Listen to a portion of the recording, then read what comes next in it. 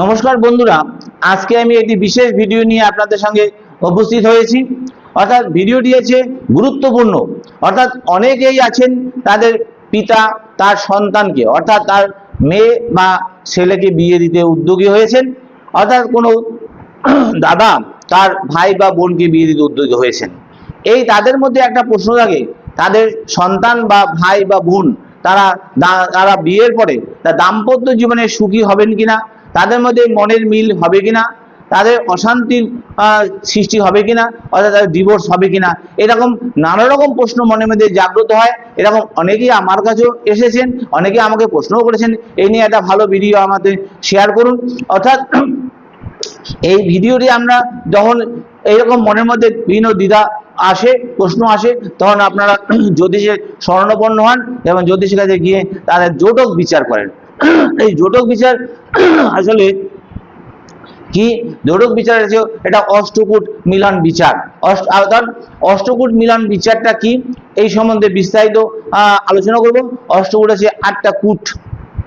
8 মানে অষ্ট মানে 8, কূট মানে বিচার বা বিভাগ। এই 8টা বিভাগের বিচার করা হয়। বিচার করে দেখা যাচ্ছে 36 গুণ বা 36 পয়েন্ট থাকে 8টা কূটের মধ্যে। তার মধ্যে যদি কেউ 30 কূট 30 পয়েন্ট পায় তাহলে সেটা অনেকটাই সে মিলে গেল, তার দাম্পত্য জীবন সুখের হবে, এটাই বলা হয়। আবার কেউ 18 পয়েন্ট পায় 50%, তাদেরকে বিয়ে দিলে সাফল্য হবে কিনা, তার দাম্পত্য সুখ হবে কিনা, এই ধরনের বিভিন্ন প্রশ্ন থাকে। এই সম্পূর্ণ প্রশ্নের কত পয়েন্ট পেলে বা এই ব্যতিক্রম কি বা এছাড়া অন্যান্য আর কি কি দেখে দাম্পত্য জীবনে টোটাল বিচার করা হয়, অর্থাৎ তাদের দাম্পত্য জীবনে সুখী হবে কিনা, জোটক বিচার করা হয়, সেটা আমি আজকে আপনার বিস্তারিতভাবে আপনাদের সঙ্গে শেয়ার করব। অর্থাৎ ভিডিওটি আপনারা প্রথম থেকে শেষ অবধি দেখবেন, অনেক কিছু জানতে পারবেন। অনেক মনের যে দ্বিধাদ্বন্দ্ব ছিল অনেকটাই আপনাদের মনের থেকে দূর হয়ে যাবে। তাই ভিডিওটি যদি ভালো লাগে লাইক শেয়ার সাবস্ক্রাইব ও ফলো কিন্তু করতে অবশ্যই ভুলবেন না। এবার প্রশ্ন শুরু করি আমি। অষ্টকূট মিলনটা কি? অষ্টকূট বিচারটা কি, যাকে আমরা জোটক বিচার বলে থাকি? অষ্ট মানে 8 এবং কূট মানে বিচার বা বিভাগ। অর্থাৎ বিয়ের আগে পাত্র পাত্রীদের জন্মকুণ্ডলী নিয়ে মিলিয়ে 8টি কূট বিচার করে তবে আমরা সিদ্ধান্ত দিয়ে থাকি, জ্যোতিষীরা দিয়ে থাকেন। এই টোটাল পয়েন্ট হচ্ছে 36 পয়েন্ট। এই 36 পয়েন্টের চন্দ্র রাশি এবং জন্ম নক্ষত্র এর ভিত্তিতে বিচারটা করা হয়ে থাকে। কিন্তু কারণ বৈদিক জ্যোতিষে চন্দ্র মানে মন, মানে আবেগ, মানে মানসিক জীবন, মানসিক অবস্থা। তাই মানসিক অবস্থা, এই মন, এটা তো বিবাহের ক্ষেত্রে একটা গুরুত্বপূর্ণ ভূমিকা পালন করে থাকে, এটা কিন্তু নির্দ্বিধায় আমরা বলতে পারি। কিন্তু বিবাহিত জীবনে যে মানসিক যে সামঞ্জস্য, সেটা কিন্তু অত্যন্ত গুরুত্বপূর্ণ বিষয়, এটা আমরা সবাই জানি বা বুঝি। কিন্তু এই তাহলে চন্দ্র রাশি আর নক্ষত্র দিয়ে বিচার করে অষ্টকূট বিচারটা করা হয়ে থাকে। অষ্টকূটের উদ্দেশ্যে ভবিষ্যতে কি হবে? শতভাগ দেওয়া হতে পারে, শতভাগ মিলে যেতে পারে, বরং বিবাহিত জীবনে সম্ভাব্য শক্তি বা দুর্বলতা আগে থেকেই বোঝার চেষ্টা করা যাক আমরা করি। তাই এই অষ্টকূট বিচার কি? প্রথমে আছে 8টা কূটের মধ্যে প্রথম কূট হচ্ছে আমরা বর্ণকূট বলে থাকি। এই বর্ণকূটে আধ্যাত্মিক ও মানসিক যে স্তরের যে সামঞ্জস্য সেটা কিন্তু বিচার করা হয়ে থাকে এই বর্ণকূটে। এই বর্ণকূটটা আপনারা অনেকেই হয়তো জানেন। বর্ণকূটের 4টি বর্ণ আমরা জানি, ব্রাহ্মণ, ক্ষত্রিয়, বৈশ্য আর শূদ্র। এখানে সামাজিক জাতপাতের বিচার করা হয় না, কিন্তু এখানে এটা একটা সম্পূর্ণ জ্যোতিষীয় শ্রেণী বিভাগ। যদি বর্ণের সামঞ্জস্য ভালো হয় তাহলে দুজনের মূল্যবোধ চিন্তা ভাবনার মধ্যে মিল থাকার কিন্তু সম্ভাবনা বেশি বলে ধরে নেওয়া হয়। এবার দ্বিতীয় পয়েন্টে চলে আসি, বর্ষকূট। বর্ষকূট অর্থাৎ বর্ষ কথা অর্থ কি? বর্ষ অর্থ প্রভাব বা আকর্ষণ। আর এখানে বিচার করা হয় বিবাহের পর স্বামী স্ত্রীর মধ্যে যে পারস্পরিক যে মিল, সম্মান, যে বোঝাপড়া, যে সহযোগিতা, সেটা হচ্ছে বর্ষ। অর্থাৎ বর্ষ মানে বর্ষ করে নিয়ে আসা, তাহলে একজন অপরজনকে সম্মান করবে, এইটাকে বলে বর্ষকূট। এই কূটের একটা পয়েন্ট থাকে। তারপরে চলেছি আমরা 3 নম্বর পয়েন্ট, তারাকূট। তারাকুট হচ্ছে কি? তারাকুট মূলত সৌভাগ্য, স্বাস্থ্য এবং মানসিক যে স্থিতি এবং দীর্ঘায়ুর কিন্তু বিচার করা হয়ে থাকে। এবং দুজনের যে জন্ম নক্ষত্রের মধ্যে শুভ সম্পর্ক থাকলে কিন্তু এই কুটে ভালো নম্বর পাওয়া যায়, তাহলে এই কুটের পজিটিভ ফল, আপনার পজিটিভ ফল পাবেন, এটা আমরা ধরে নিয়ে থাকি। অনেক জ্যোতিষী মতে তারাকুট ভালো থাকলে দাম্পত্য জীবনের ইতিবাচক শক্তি কিন্তু অনেকটাই বৃদ্ধি পেয়ে যাবে। এবার চলে আসি আমরা জনি কূটে। এই কূটে এই কূট নিয়ে অনেকের ভুল ধারণা রয়েছে। এখানে জনি বলতে কেবল আমরা বুঝে থাকি কি জনি কূটটা কি, জনি কূটের মধ্য থেকে আমরা এটা জানতে পারি যে কি দিয়ে বিচার। এখানে জনি বলতে শারীরিক সম্পর্ক বোঝায় না, কিন্তু এটা একটি বোঝায় কি, এটা যে শারীরিক আকর্ষণ, এটা মানসিক ঘনিষ্ঠতা, আবেগের মিল, এছাড়া রোমান্টিক বোঝাপড়া এবং দাম্পত্য জীবনের যে অন্তরঙ্গ যে একটা সামঞ্জস্য, এটা কিন্তু বোঝায়।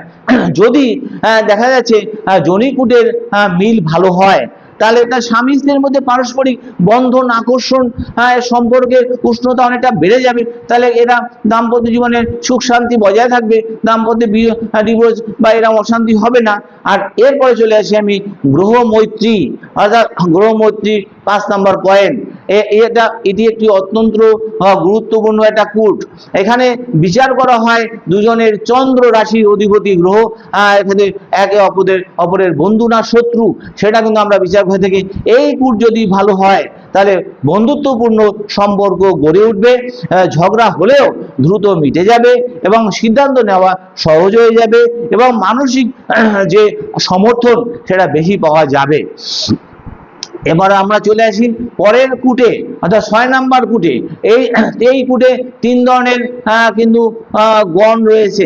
এই গণ সম্বন্ধে আমাদের সবার একটা ধারণা রয়েছে, আর আপনারা সবাই হয়তো জানেন যে গণ হচ্ছে 3 রকম হয়: দেবগণ, মানবগণ যাকে আমরা নরগণ বলি, আবার রাক্ষসগণ যাকে আমরা দেবারিগণ বলি। এই নামগুলো আপনারা হয়তো সবাই শুনে থাকবেন। কিন্তু রাক্ষসগণ মানেই যে খারাপ মানুষ তা নয়, কিন্তু অর্থাৎ এখানে শুধু মানুষ ও স্বভাব কিরকম হবে, তার ব্যক্তিত্ব কিরকম হবে, সেটাই আমরা এই গণকূট দিয়ে বিচার করে থাকি।